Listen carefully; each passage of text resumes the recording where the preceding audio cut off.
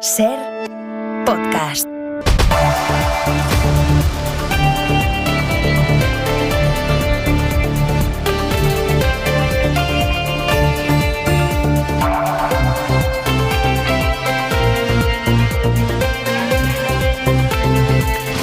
Claro que también les voy a decir que al menos en verano a esta hora era de día y el otoño es lo que tiene.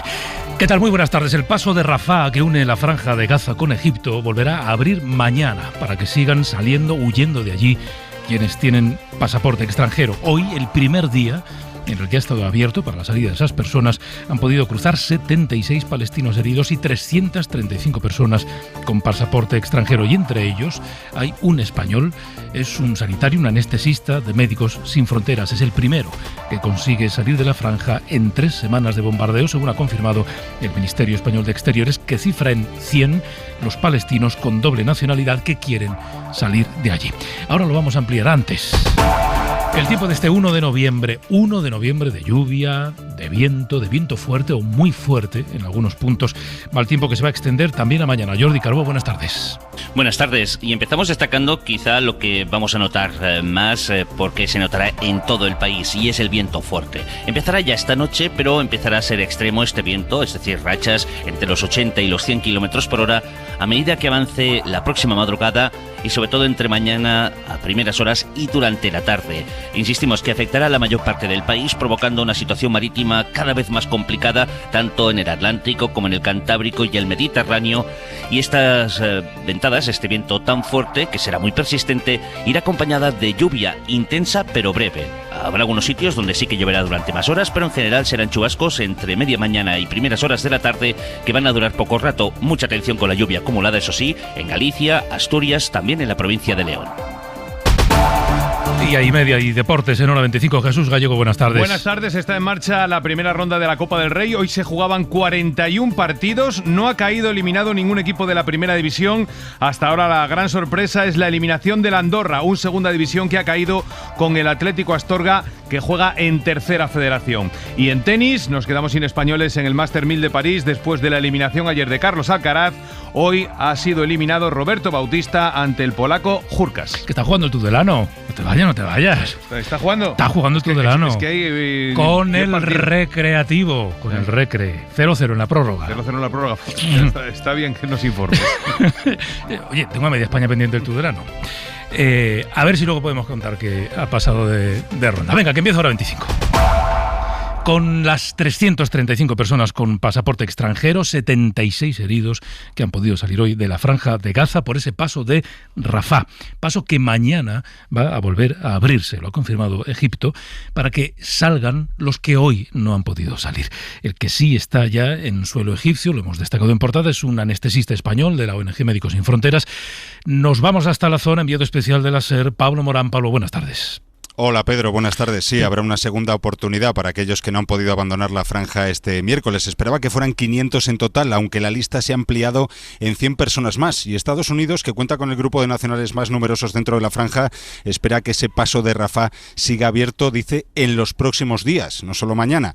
Son los primeros civiles los que han salido hoy, los que pueden abandonar Gaza en las 3 semanas y media que llevamos de guerra, pero es un número minúsculo si tenemos en cuenta que en la franja hay 2.300.000 seres humanos atrapados bajo las bombas. En el grupo que ha salido hoy, como decías, hay un ciudadano español, es anestesista con nacionalidad española, lo confirma Exteriores, pero dentro queda un centenar de personas con pasaporte español, un centenar de personas más que han manifestado su voluntad de salir. Al igual que los heridos, los que han salido son muy pocos. En las ambulancias que han entrado esta mañana en Gaza se espera sacar a 81 personas en total de los 20.000 pacientes que han necesitado atención médica desde el pasado 7 de octubre. Bueno, pendientes de esas evacuaciones, mientras los bombardeos israelíes sobre la franja han continuado. Hamas denuncia que el ejército israelí ha vuelto a atacar hoy el campo de refugiados de Jabalia. Lo bombardearon ayer, las imágenes son tremendas, las consecuencias también. No hay, de hecho, todavía no hay un balance oficial de cuántos muertos hubo ayer, Pablo. No, seguimos con esa incógnita mientras se busca a las víctimas y a posibles supervivientes entre los escombros en los que han quedado reducidos varios edificios de ese campo de refugiados de Jabalia. Recordamos que es el más grande de toda Gaza.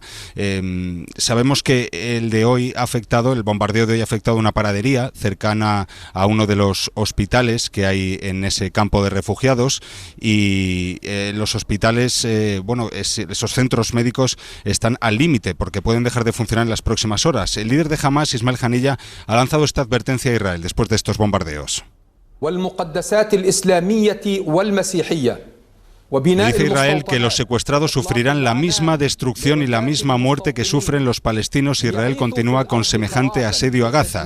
La última cifra de víctimas, Pedro, en lo que llevamos de guerra en estas 3 semanas y media, se eleva a 8.796 muertos, según fuentes palestinas. Más de la mitad son mujeres y niños, a los que hay que sumar 14 soldados abatidos durante la invasión terrestre que comenzó el pasado fin de semana, en 14 bajas que sufre el ejército israelí en los combates con Hamas. Los tanques y la infantería del ejército hebreo avanzan y prácticamente han conseguido partir la franja en dos, rodeando la ciudad de Gaza para su asalto final, que será sin duda lo más complicado y probablemente lo que llevará más tiempo en esta fase de la guerra. Pablo, por la noche vuelves a conectar con nosotros y nos cuentas la última hora. Venga. Hecho. Hasta luego. ¿Y de la amnistía qué? Bueno, pues poco más de lo que supimos ayer. Tras el acuerdo con Esquerra, ahora falta cerrar el pacto con Junts para que la investidura de Pedro Sánchez termine de estar atada. Todo se ha ido acelerando después de la jura de la Constitución de ayer. Los socialistas contemplan incluso registrar esta semana en el Congreso la proposición de ley de amnistía, es decir, mañana o pasado. No hay más opciones. Pero sabemos poco, muy poco. Prácticamente nada del contenido de la ley. Lo único que han filtrado los republicanos del acuerdo de anoche, es que la amnistía va a incluir a los encausados en la investigación de los CDR y de Tsunami Democratic. David Junquera, buenas tardes. Buenas tardes. Termina de acelerar el bólido, pero no le vemos llegar a la meta. PSOE y Junts han continuado con los contactos en esta jornada festiva. Reconocen que siguen trabajando en terminar de abrochar, de limar los últimos puntos de los acuerdos. La vista está puesta en el viernes. La idea es que ese día Armengol pueda fijar las fechas para el debate de investidura, que sería a mediados de la semana que viene. Así todo encajaría con la agenda internacional del rey Felipe VI, al que la presidenta del hemiciclo tiene que visitar cuando finalice la votación del candidato en el Congreso. Para que se cumpla el cronograma que quiere Ferraz, antes hay que apuntalar la ley de amnistía. Las próximas horas son decisivas para una negociación en la recta final. Los socialistas querrían registrar su propuesta en la Cámara Baja cuanto antes y querrían que el documento estuviera respaldado por las firmas de todos los partidos que la apoyan. El margen para cumplir esos tiempos se agota y esto empuja a que el PSOE baraje realizar ese registro mañana, lo que abriría la puerta a que antes del debate de investidura la proposición de ley sea calificada por la mesa de la Cámara, y esto supondría un gesto de compromiso con la tramitación, algo que reclamaban los independentistas una vez que resultaba imposible tener tramitada la amnistía antes de la investidura. La petición de los independentistas, que sí que se va a cumplir, es la de la amnistía completa que demandaban los de Aragonés y Junqueras. Esto metería dentro del manto del perdón a los miembros de los CDR y de Tsunami Democratic. Gracias, David. Bueno, ya podremos analizarla en su momento, cuando conozcamos el literal de esa ley, que cerrada tiene que estar, porque el acuerdo con Esquerra se anunció ayer. No cabe, por tanto, pensar en una hipótesis absolutamente loca de que en la negociación con Junts se fuera a cambiar esa ley que ya se ha anunciado como cerrada tras el acuerdo con Esquerra. En fin, vamos a repasar con Miguel Ángel Campos quiénes son los CDR, los miembros de Tsunami Democratic, que se van a beneficiar de esa amnistía, qué causas tienen abiertas, porque, Campos, son distintas. Buenas tardes. Buenas tardes, sí. Una cosa es el proceso de los CDR, donde ya se ha solicitado la apertura de juicio oral contra 12 acusados por terrorismo, y otra es Tsunami Democratic, donde se investigan los disturbios supuestamente ordenados por cargos de la Generalitat que concluyeron con la ocupación del aeropuerto del Prat. El Tsunami todavía no hay calificación delictiva ni imputados, pero el juez acaba de aceptar a Vox y a la asociación del diputado de Ayuso, Dignidad y Justicia, previo pago de una fianza de solo 200 euros. Y todo puede cambiar ante sus previsibles peticiones, pese a que a priori la Fiscalía estudia acusar en Tsunami solo por desórdenes públicos agravados. Ambas causas han sido instruidas por el juez García Castellón, quien recientemente, en un acto presentado por el periodista vinculado a la ultraderecha, Julio Ariza, se pronunció sobre la amnistía. Yo de forma directa no puedo puedo contestar, primero porque llevo asuntos relacionados. Yo únicamente como ciudadano podía decir dos cosas. Uno, que en la Constitución tampoco está prohibida la esclavitud y sin embargo no es posible. Y dos, estos señores han dicho que en cuanto puedan van a volver a repetirlo, por lo tanto, ¿será esta la primera amnistía de muchas otras después?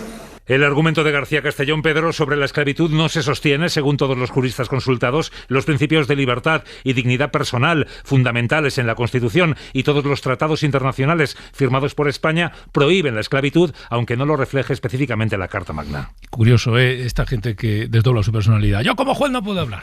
Pero como ciudadano les voy a dar una opinión que si puedo aplicaré como juez.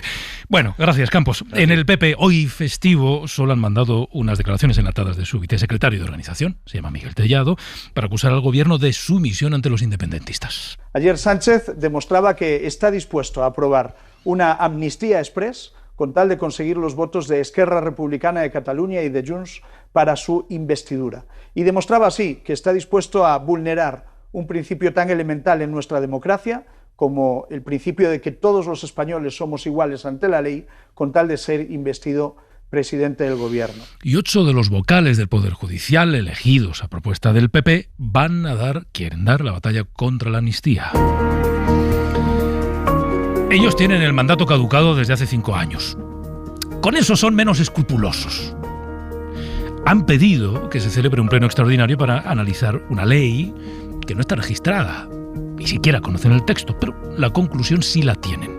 Su intención es que en ese pleno se apruebe una declaración institucional que considera que la medida, insisto, de la que ni ellos ni nosotros conocen el literal, esa ley supone abolir el Estado de Derecho. Pedro Jiménez. Dice el texto que Sánchez confunde el interés de España con el suyo para evitar la hipotética formación de un gobierno de partidos de derechas, que es algo manifiestamente incompatible con la alternancia política. Por eso los firmantes expresan su intensa preocupación y desolación por lo que esta medida supone de degradación, cuando no de abolición, del Estado de Derecho en España, en la medida en que supone convertir en papel mojado las sentencias y a la justicia en una quimera. La amnistía, concluyen, no cabe en la Constitución porque implica generar una casta jurídicamente irresponsable e impune por sus delitos. El pleno extraordinario se celebrará previsiblemente este lunes, según fuentes de la institución, y a los 8 impulsores de la declaración les falta uno de los 2 votos de su grupo para sacarla adelante: el conservador Venceslao Lea y el presidente suplente Vicente Guilarte, que de momento han descartado pedir la celebración del encuentro extraordinario. Hora 25. Pedro Blanco.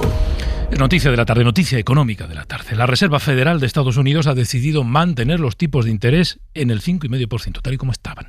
Es la segunda vez que los van a dejar inalterados. Eso sí, no comprometen qué va a pasar en el futuro, si habrá o no nuevas subidas más adelante. Jordi Fábrega. De hecho, esa es la pregunta que le están formulando una y otra vez en la rueda de prensa ahora mismo al presidente de la Reserva Federal, y la respuesta que está dando Jerome Powell es directamente que no lo sabe. Hoy han decidido no subir los tipos, que estarán pendientes de los datos para garantizar que el precio del dinero esté a un nivel que garantice que la inflación baje al 2%, y añade: hoy no hemos decidido qué pasará en el futuro. We haven't made any decisions about future meetings. We're not confident at this time that we've reached such a stance. We're not confident that we haven't. We're not confident that we have. Porque no sabemos si hemos llegado a ese nivel máximo de tipos. Puede que sí, puede que no. Sí ha sido más claro al responder que no hay ningún tipo de posibilidad por ahora de que los tipos bajen, porque la prioridad de la Reserva Federal sigue siendo mantener los tipos altos todo el tiempo que sea necesario para que baje la inflación. Así que en diciembre veremos si estamos ya en el nivel máximo de tipos de interés en Estados Unidos o si hay margen para que haya alguna pequeña subida más. Gracias, Jordi. Hasta luego. Hablando de dinero, en este 1 de noviembre, día de Todos los Santos, día de ir al cementerio. Hemos venido a ver la tumba de mi abuelo. Para visitar a mi abuela, aunque no solamente visitamos en este día. Yo principalmente para ver la tumba de Lola Flores. Sepan que morirse, el servicio de cementerio es más caro o más barato según la ciudad en la que vivamos. Lo dice la OCU. El importe de las tasas varía, y varía mucho, según el territorio. Por ejemplo, un entierro puede ser hasta 20 veces más caro en Madrid que en Murcia. Carlos Sevilla. Sí, por la tarifa municipal de entierro se pagan 2.000 euros en Madrid y unos 1.400 en Valladolid y Ciudad Real, mientras que en Murcia cuesta 74 euros y en Zaragoza y Alicante menos de 200. ¿Por qué estas diferencias? Enrique García, portavoz de la OCU. En algunos casos se añaden tasas muy diversas que de alguna manera intentan reflejar el coste de mantenimiento de la infraestructura y también pues una forma de cobrar un determinado impuesto y aumentar las arcas municipales. Por tanto, depende de la voluntad de los ayuntamientos el precio final de estos servicios funerarios. La incineración municipal es de media un 8% más barata que el entierro, unos 610 euros, y la diferencia entre ayuntamientos es menor. En Salamanca y Valladolid cuesta más de 1.000 euros y en Logroño y A Coruña menos de 300. Hora 25. Pedro Blanco. Otras historias del día. Un juzgado de Valencia investiga una supuesta violación grupal a una chica de 18 años en un parking cerca de una discoteca de la ciudad. Según la denuncia, la violaron entre 3 y 5 jóvenes a los que la policía está tratando ahora de identificar. Valencia, Manu Gil. La violación se produjo este fin de semana en un aparcamiento cercano a una discoteca del barrio de la Malvarrosa, en Valencia, cuando un grupo de jóvenes rodeó a la víctima y la agredió sexualmente, aprovechándose de que además iba drogada. Así al menos lo ha relatado ella, que tiene 18 años, a los agentes de la Oficina Especializada de Atención a la Mujer, donde fue a la mañana siguiente a presentar la denuncia. Fuentes policiales confirman a la SER que todavía no hay detenidos. Se busca entre 3 y 5 hombres. Los agentes están rastreando también el vehículo donde podría haberse cometido la violación. La Policía Judicial se ha hecho cargo del caso. Hoy les contamos en la SER la denuncia de algunas familias que después de cobrar el ingreso mínimo vital vieron cómo cambiaban sus ingresos y ahora se encuentran con que superan el límite permitido por la ley para recibir la ayuda sin que nadie les avisara de que lo estaban superando. ¿Cuál es el problema?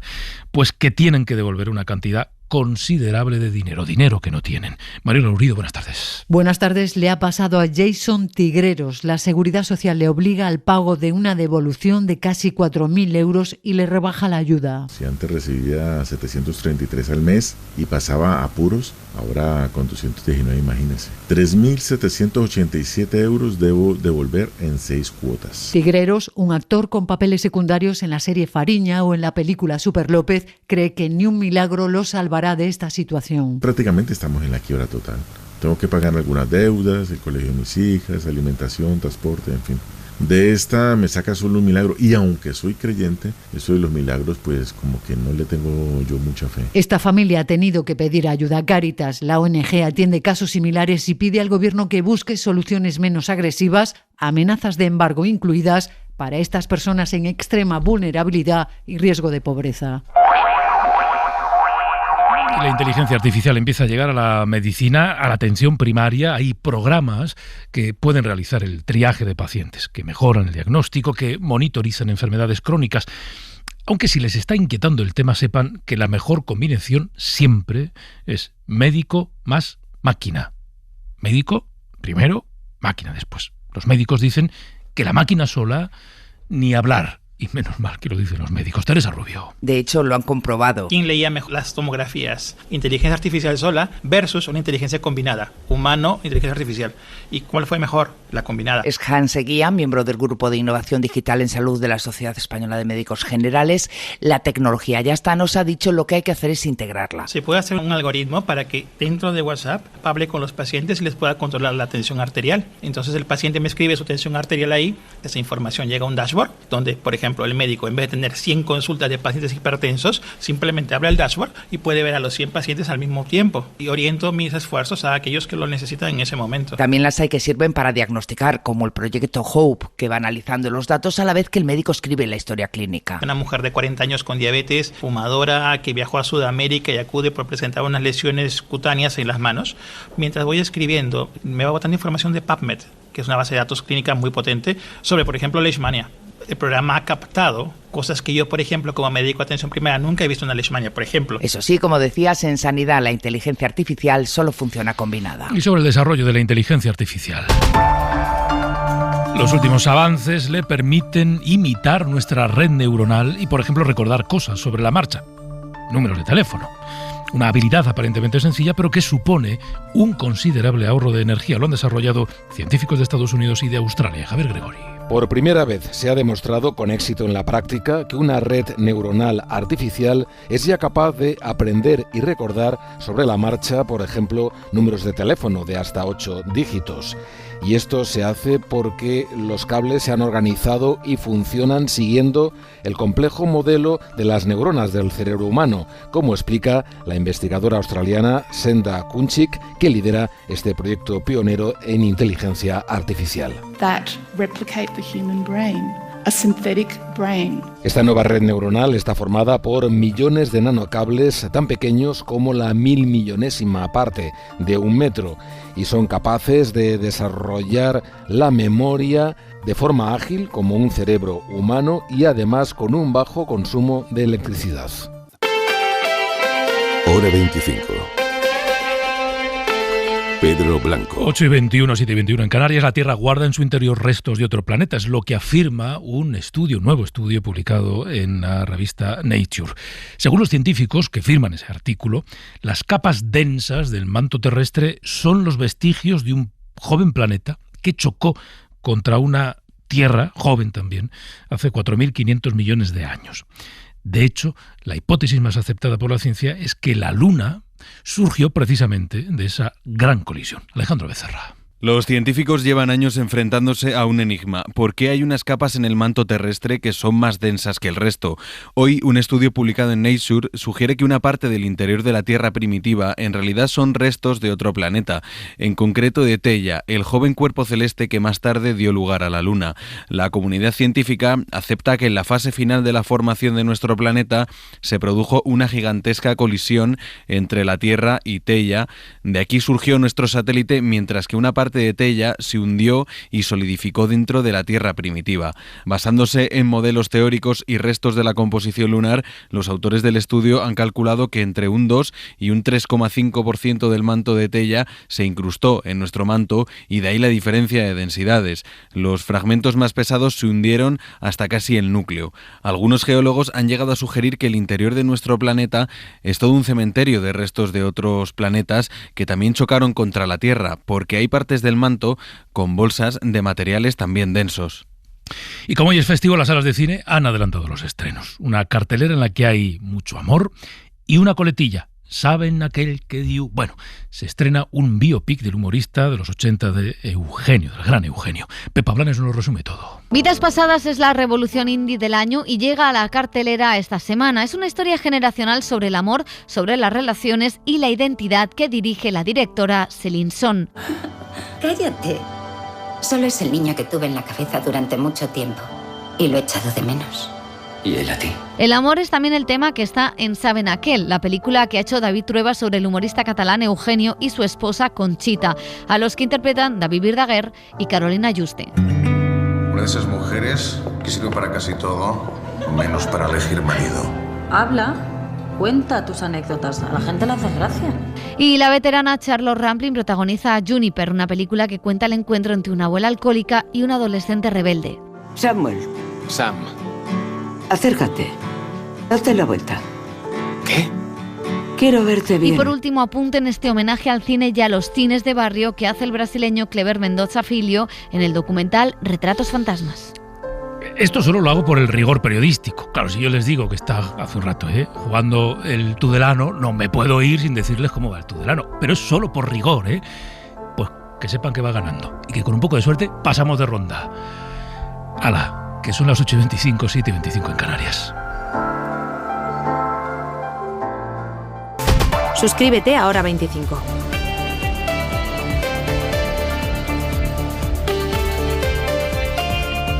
Para no perderte ningún episodio, síguenos en la aplicación o la web de la SER, Podium Podcast o tu plataforma de audio favorita. Cadena SER. La radio.